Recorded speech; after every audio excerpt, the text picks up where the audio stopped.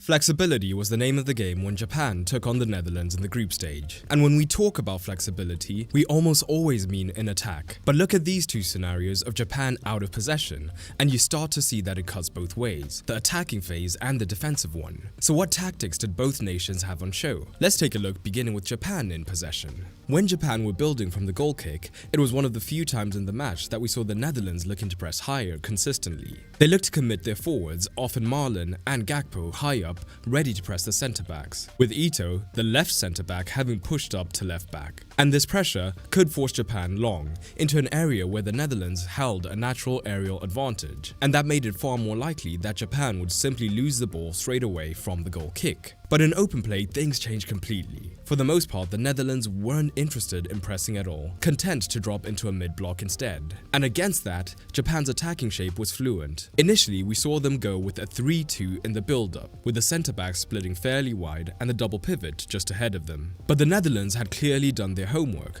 because their defensive shape was built to stifle that build-up as much as possible by staying flexible. Rather than staying in the 4-3-3 they used in possession, which would have left them with a spare man in the midfield who wouldn't have been that useful in the defensive phase, they switched to a 5-4-1, with Frankie de Jong dropping into the backline.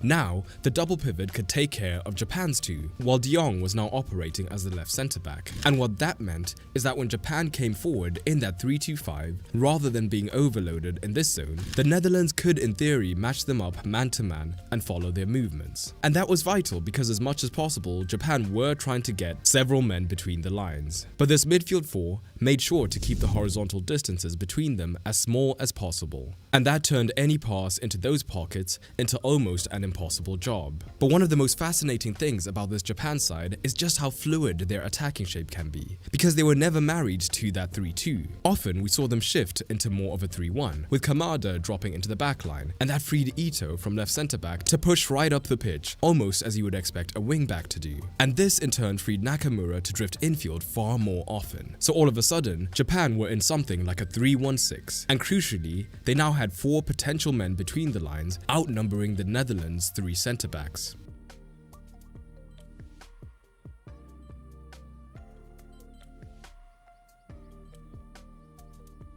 All of that was well and good, but the same core issue remained, which is that the midfield four from the Netherlands made it hard to break this line, even when Japan theoretically had 3 men between the lines. So for all the rotations between their central players, Japan often found it difficult to genuinely penetrate through the middle. And yes, Japan did use recognizable shapes like a 3-2-5 or a 3-1-6, but they hardly operated like a positional play side. They looked to be far more fluid than that and a lot more relational when they could be. And one of the hallmarks of their play is the overload. In the build-up, that often showed up as a ball-side overload, especially when Japan were looking to attack down the right. And this is where the back five gave the Netherlands a second, more subtle advantage, because they could confidently commit men to the ball side, knowing that their wing-back, Dumfries, was always wide enough that the switch was never an easy out. But side overloads were far from the only overload tool that Japan had, because they also looked to overload the box. While the Netherlands were valiantly protecting the centre with that midfield four, they were never shy about committing numbers into the box.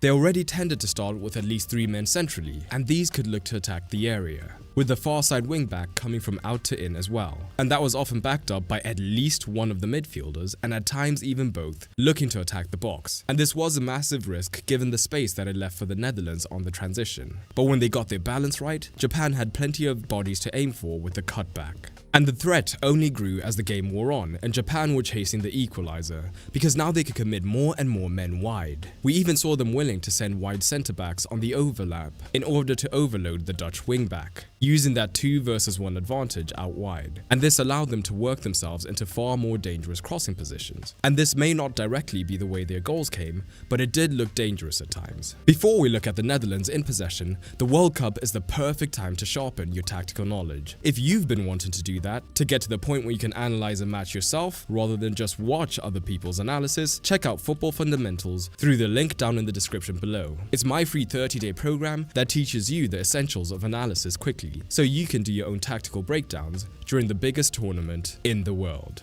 Now, Onto the Netherlands in possession, where when they were out of possession, the Netherlands were looking to force Japan long. Now that they had the ball, they were looking for different ways to create the long ball advantage. This was by splitting their centre-backs deep and looking to start short, with the idea being to lure Japan up the pitch. They wanted to get the front unit committed to the press to open up room to go long, where in theory they had the aerial advantage, often targeting Gakpo higher up on the left and getting men around him to win the second ball. Although, to Japan's credit, they defended that area quite well. In open play, Japan switched between a more conservative mid-block and a more aggressive press with real ease. For the most part, they kept their back five, and higher up, they used their front five almost as a separate pressing unit. When they wanted to be more passive, the front three would sit deeper on the midfield, so that the Netherlands' midfield three of De Jong, Gravenberch and Reinders often found themselves trapped inside Japan's five-man pressing block, and that could be effective in preventing easy possession in this crucial zone. But what was really interesting, particularly in that first half, is that despite having room down the flanks, the Netherlands tended to keep one or often both of their fullbacks fairly deep. This may have been deliberate. When a fullback received, the hope might have been to draw Japan's wingback higher up the pitch, which would in turn leave a Dutch winger isolated 1 versus 1 against a wider centre-back. But Japan simply didn't let that happen, and that came down to the work rate of that front five. Whenever a fullback got onto the ball, the onus was on Japan's winger to shift out and get to him on time, so that this front five was shifting side to side across the pitch depending on where the ball was. And crucially, elements of that carried over to when Japan were looking to press properly. Rather than just pressing with the front three, which would have left a switch open on the far side, the press was heavily supported by one of the midfielders. So when a winger jumped, a midfielder would step up to cover one of the centre-backs, and the rest of the front three could go man-to-man, with all four of the Netherlands back four under pressure. The obvious risk is in this region, because now they were potentially 2 versus 1 down, so it was imperative that when the midfielder stepped up, he kept one of the pivots in his cover shadow. And for the most part, they managed it. But there were also moments like this, where the press was broken cleanly, and the Netherlands could progress into the midfield. With Japan protecting the centre so eagerly, it was clear that the space for the Netherlands was out wide, and it was only late in the second half where they really started committing their fullbacks forward with any ferocity. On the occasions that they did catch a Japanese winger narrow, you began to see the 2 versus 1 opportunities against the wingback. In that second half especially, we saw the likes of Van de Ven making underlapping and overlapping runs, now being encouraged to push forward much more aggressively, and he got into great crossing positions in this way. A midfielder could look to do similarly, and down the right it was often Gravenberch trying to move into the half space, although the advantage of that back five for Japan is that the wider centre-back was well positioned to follow these runs. To tilt the odds in their favour, as the Dutch were looking to attack the wide areas more and more, we saw the likes of Van Dijk being more aggressive with the ball at his feet, pushing up to draw the winger towards him, trying to make sure that the Japanese wingback was left without support if the winger was drawn towards him. But again, Japan were fluid and lucid in their game plan. Instead of a winger tucking in, a midfielder would step out to press Van Dijk, which let the winger remain wide as a supporting presence. And in fact, we often saw Japan abandon the 5-2-3 for more of a 5-4-1 in order to compensate for those wide regions much more.